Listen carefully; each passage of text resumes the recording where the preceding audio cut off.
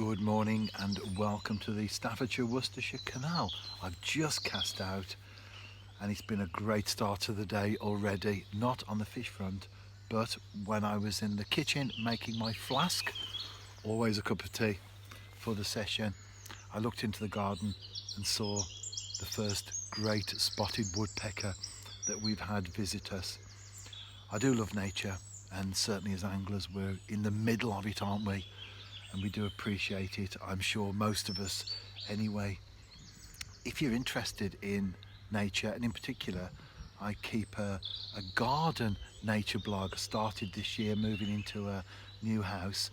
Have a look at my website, and in the menu at the top of the page, all the blog entries relating to what I see in and around the garden are listed there. And I also keep a list of species as well, so that was my 39th bird of the year from the garden. Not bad. Anyway, will it be a good session this morning as far as fish are concerned? Let's see, shall we? And while I wait for that first bite, which will be from a gudgeon, first fish on the bank, that's my prediction today. I'm going to have me a cup of tea. I'm getting a bite, certainly movement on the float there. It's quite slow, but it is happening. Will it develop into a fish? And more importantly, what type of fish will it be? I think it is developing. I'm going to strike in a moment. There you go. Ah, nothing at all. That's the way it goes sometimes, isn't it? No soot maggot though, and from the way that float was behaving, I'm pretty sure that was a gudgeon. Cast out. Where there's one, there's more. I'll be back with the aforementioned fish in front of the camera. And it was worthwhile playing the guessing game today because it is indeed a gudgeon. It's a small one as well. Lovely fish though, aren't they? The gudgeon.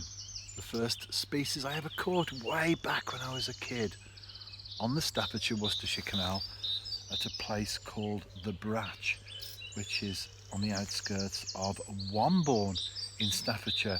And it was that fish, probably about that size maybe, I can't remember now, but it was that fish that started me off on the passion that I'm still on today.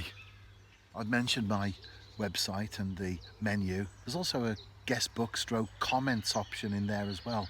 Colin posted the other day talking about line strengths.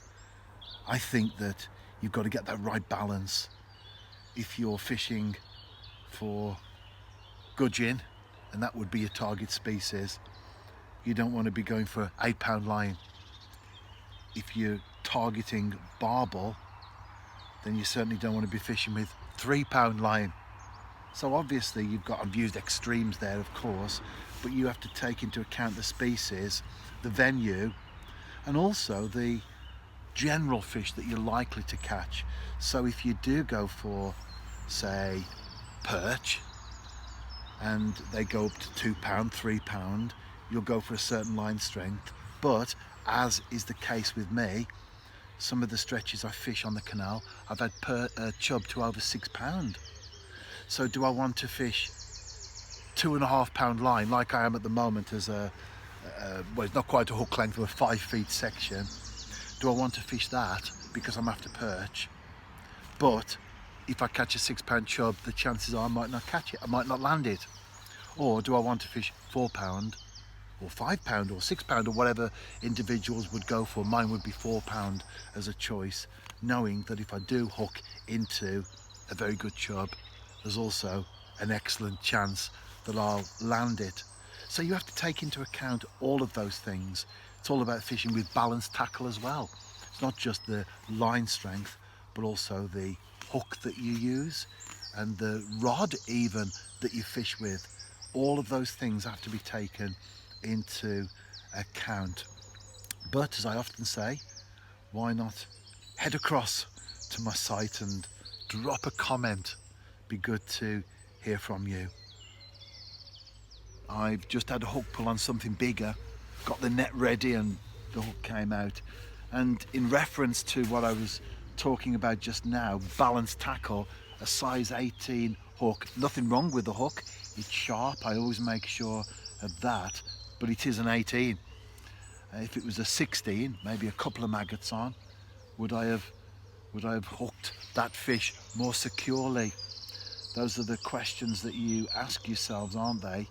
And I'm probably at the point anyway, certainly as the water temperature picks up, the fish become more active and all those other factors come into play, that I am going to switch to 4-pound line straight through and a bigger hook, because I want to catch everything and land everything that I connect with.